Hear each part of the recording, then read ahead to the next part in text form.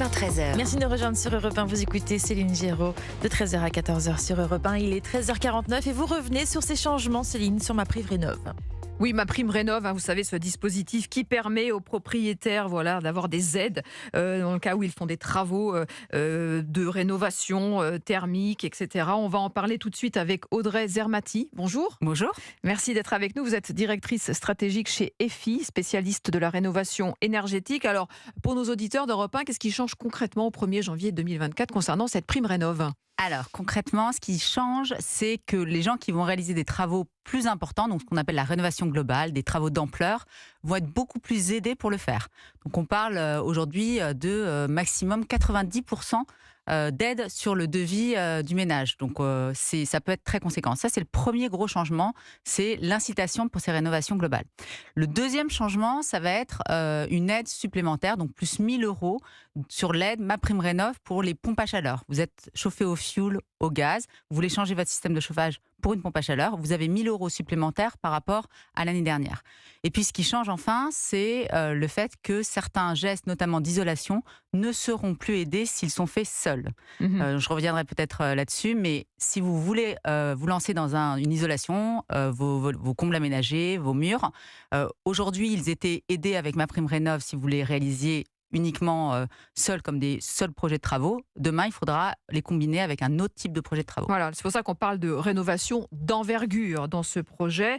Et il faudra aussi réaliser au moins 2 types de travaux d'isolation, la chaudière et les murs, par exemple. Voilà, c'est-à-dire qu'il y a quand même certaines restrictions qu'on peut détailler. Sur la partie rénovation globale, donc quand je parlais vraiment ce parcours qui va être fortement aidé, il y a plusieurs conditions pour pouvoir en bénéficier.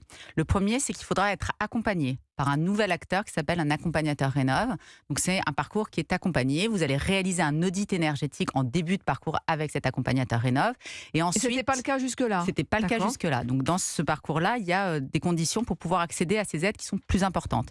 Le deuxième élément, c'est qu'il va absolument falloir faire au moins 2 gestes d'isolation. Donc pas forcément changer son système de chauffage, mais faire 2 gestes d'isolation. Et la troisième condition, c'est qu'il faut à minima faire 2 sauts de classe énergétique. Vous savez, la classe énergétique, c'est le diagnostic de performance énergétique, c'est ce qui détermine de A à G si vous êtes une passoire ou pas.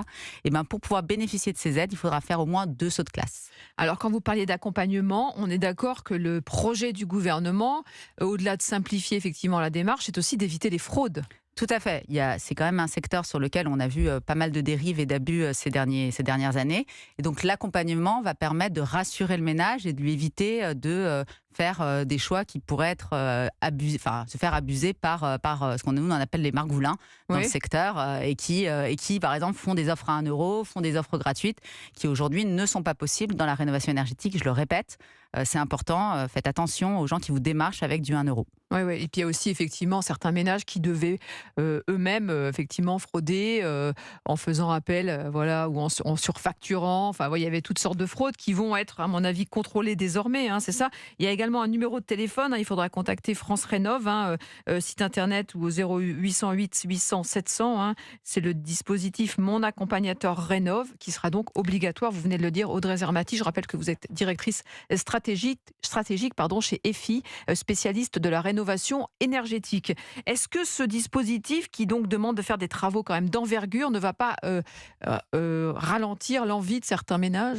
Alors, en fait, ça va dépendre un peu de l'intention initiale, mais il y a des gens, par exemple, quand vous achetez un nouveau bien ou quand vous changez de locataire, vous êtes propriétaire bailleur et vous mettez en location un bien, vous changez de locataire. Dans ces moments-là, c'est des moments particulièrement propice à ce type de rénovation énergétique, puisqu'on va réaliser éventuellement des travaux dans son bien et on embarque la rénovation énergétique et donc là, on réalise une rénovation globale.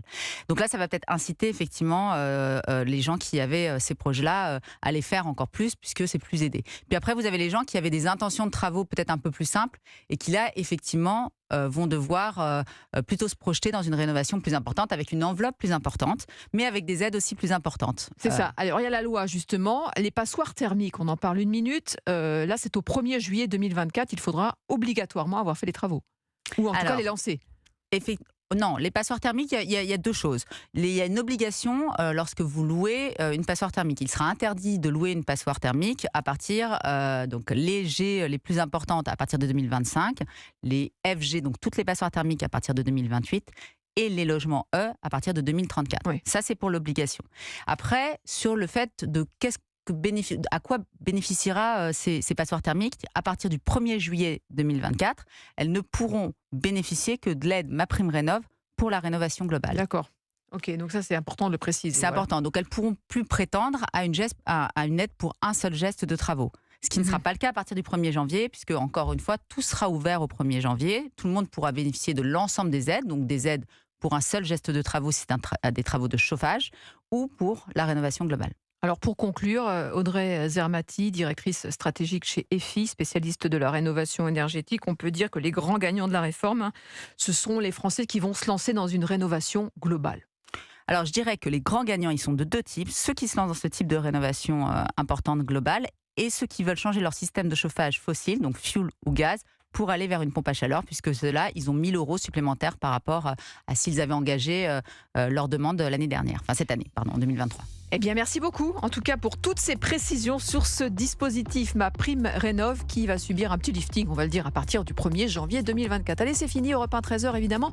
On se retrouve demain, dès 13h, pour de nouvelles aventures avec toute l'équipe. Europe 1 13h que vous pouvez réécouter sur europe1.fr. Et notez que demain matin, dans la grande interview Europe 1 CNews, Sonia Mabrouk reçoit Bruno Retailleau, président du groupe LR au Sénat. La grande interview Europe 1 CNews de Sonia Mabrouk, c'est du lundi au jeudi à 8h10 dans Europe 1 matin. D'ici là, passez un bon début d'après-midi avec Christophe Ondelat, 14h-15h, c'est On de la raconte et c'est juste après les infos d'Émilie Dez sur Europe 1.